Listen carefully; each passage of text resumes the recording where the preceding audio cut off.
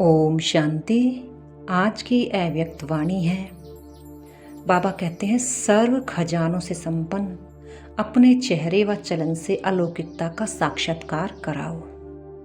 बाबा कहते हैं, मैं अपने बालक सो मालिक बच्चों से मिलने आया हूँ, जिसको बाबा ने अपने सर्व खजाने दिए।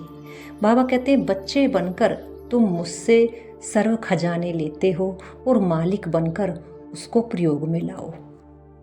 ऐसे बच्चे को बाबा देख रहे हैं कि कितना मालिक बनकर के उन खजानों का प्रयोग करते हैं और खजाने को बढ़ाते हैं। जितना जितना खजानों का प्रयोग करते जाएंगे उतने ही सर्व खजाने बढ़ते चले जाएंगे।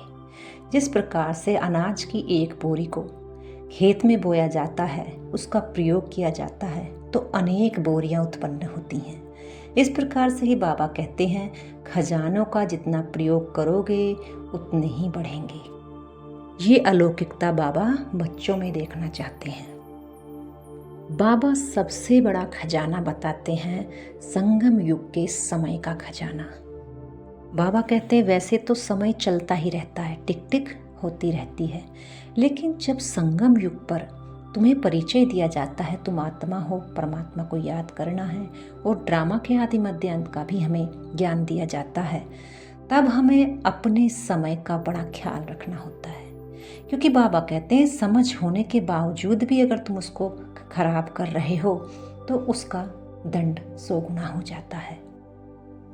क्योंकि बार बार फिर उसको सोच सोच कर पश्चाताप कर करके हम उसको 100 गुना बढ़ा देते हैं। बाबा कहते हैं, संगम युग पर ही तुम्हें भगवान बाप के रूप में, शिक्षक के रूप में, सतगुरु के रूप में प्राप्त होता है। बाप बनकर अपनी प्रॉपर्टी का वो हमें मालिक बनाता है और शिक्षक बनकर हर रोज हमें नई नई कर्मों की गुहियां शिक्षा देता है मुरली के माध्यम से, और सतगुरु बनकर हमें वरदानों से भरपूर करता है। जैसा भी वरदानी मूर्त बनना है तो बाबा कहते हैं, अमृत वेले सतगुरु से वरदान प्राप्त करो। यानी एक ही संकल्प में टिक जाओ, कोई और संकल्प ना हो। अगर विघ्न विनाशक का वरदान चाहिए तो बस एक ही संकल्प में अपना पूरा ध्यान लगा दो तो सिद्धि बाबा के द्वारा वरदान मिल जाएगा। इसको ही बाबा मेहनत बच्चों की और मदद बाप की कहते हैं कि बच्चे जितना मेहनत करते हैं फिर बाबा भी उतना उससे कई गुना देता है। और बाबा गारंटी भी कितनी करते हैं, 21 जन्म की फुल गारंटी बाबा करते हैं। संगम युग का समय एक एक सेकंड वर्षों के समान। बाबा कहते हैं, 1 सेकंड भी कितना समय गवा देते हो, 2 वर्ष। इतना महत्व संगम युग के समय का बाबा हमें बताते हैं। बाबा क्यों कहते हैं कि वो 1 सेकंड की जो प्राप्ति है वो तुम्हें फिर 2 वर्ष के बाद मिलेगी। 2 वर्ष का समय तुमने गवा दिया। क्योंकि बाबा इस चीज़ को बड़े अनुभव से कह रहे हैं। क्योंकि हमारी जो स्थिति इस सेकंड बनी है, बाबा उसके हिसाब से कहते, बच्चे ये वाली स्थिति तुम्हें बनाने में फिर बहुत समय लग जाएगा। उस चीज के बारे में बाबा बताते हैं। किसी के लिए 1 वर्ष भी बाबा कहते हैं, कभी आज तो बाबा ने 2 वर्ष कह दिया। बाबा कहते हैं, स्वर्ग में तुम्हें सारा राज्य भाग्य मिलेगा, लेकिन परमात्मा मिलन का सुख, अतीन्द्रिय सुख, सर्व ब्राह्मण परिवार के प्यार का सुख, आदि मध्य अंत की नॉलेज का भाग्य अभी तुम्हें संगम पर मिलता है। इसलिए संगम युग का जीवन हीरे तुल्य सबसे ऊंचा बताया है।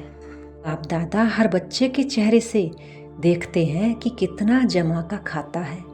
खजाने तो मिले, लेकिन एक ने कितना जमा, अपना अपना कितना जमा का खाता बढ़ाया है। चेहरे से बाबा पता लगा रहे हैं। चेहरे में जितनी रूहानियत, आत्मिक स्थिति होगी, उसी से पता चलेगा कि इसने कितने अपने खजाने को बढ़ाया है और दूसरे ने कितना उसको बढ़ाया है। बाप दादा डबल विदेशियों को डबल पुरुषार्थी कहते हैं।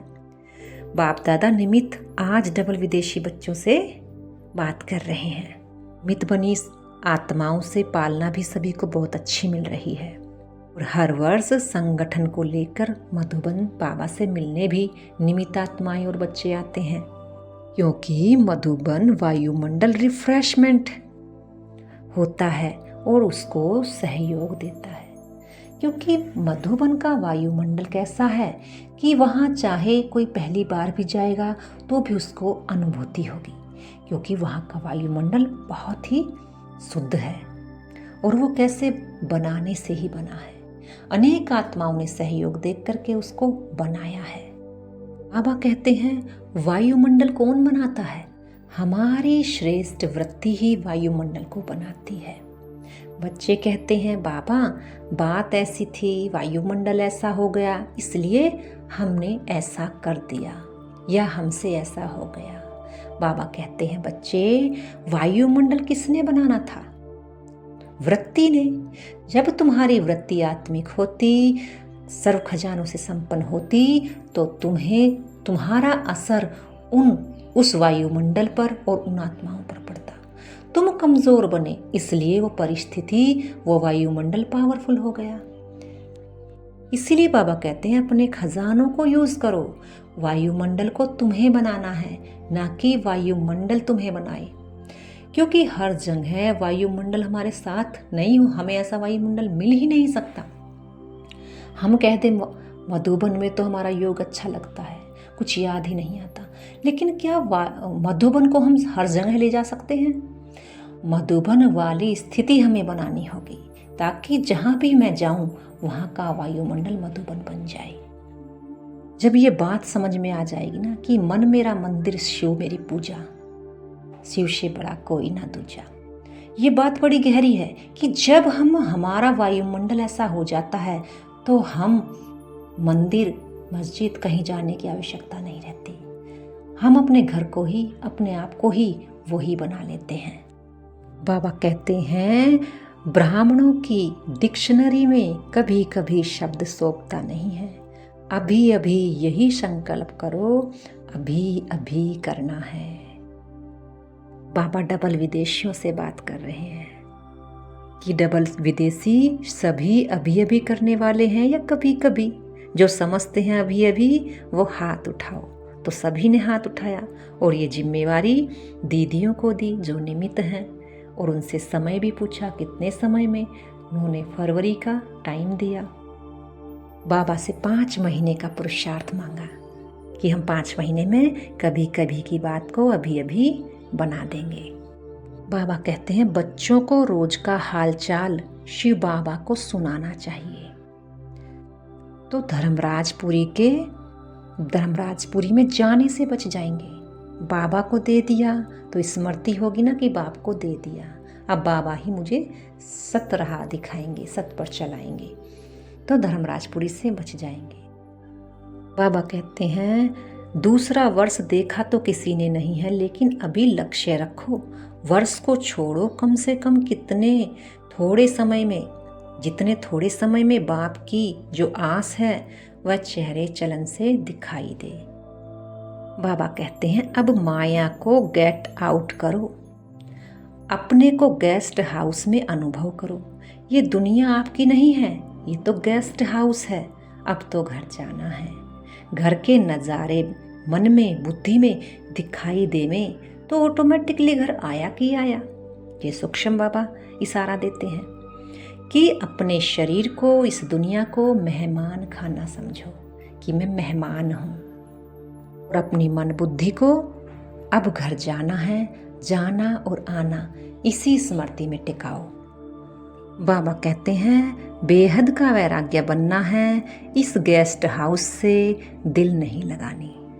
बाबा कहते हैं माया के जो तूफान आते हैं वो आपके लिए तोहफा बन जाएंगे। ये जो छोटे मोटे पेपर आते हैं ये पेपर नहीं, लेकिन एक अनुभव बढ़ाने की लिफ्ट लगेंगे। गिफ्ट और लिफ्ट समझे। आज बाबा उमंग उत्साह के 2 पंख बताते हैं कि सदा उमंग उत्साह में उड़ते रहो। कौन से 2 पंख बाबा ने बताए? वैरागी और हिम्मत। जितना वैराग्य होगा उतने ही बाबा के उतना ही हिम्मत के कदम आपको ऊंचाई पर ले जाएंगे। आज का वरदान है अपनी श्रेष्ठ वृत्ति द्वारा शुद्ध वायुमंडल बनाने वाले सदा शक्तिशाली आत्मा भव। जो सदा अपनी श्रेष्ठ वृत्ति में स्थित रहते हैं वे किसी भी वायुमंडल वाइब्रेशन में डगमग नहीं हो सकते। वृत्ति से ही वायुमंडल बनता है। यदि आपकी वृत्ति श्रेष्ठ है तो वायुमंडल शुद्ध बन जाएगा। कई वर्णन करते हैं कि क्या करे, वायुमंडल ही ऐसा है। वायुमंडल के कारण मेरी वृत्ति चंचल हो गई। उस समय शक्तिशाली आत्मा के बजाय कमजोर आत्मा बन जाते हैं। लेकिन व्रत प्रतिज्ञा की स्मृति से वृत्ति को श्रेष्ठ बना दो तो शक्तिशाली बन जाओगे। स्लोगन है, गुण मूर्त बनकर सर्व को गुण मूर्त बनाना ही महादानी बनना है। बाबा हमें गुणों का दान बताते हैं कि तुम्हें कर्मना द्वारा तुम्हारे गुण शक्ति दिखाई देवे। जब भी तुम कर्म संबंध संपर्क में आओ तो चेहरा चलन दिखाई दे।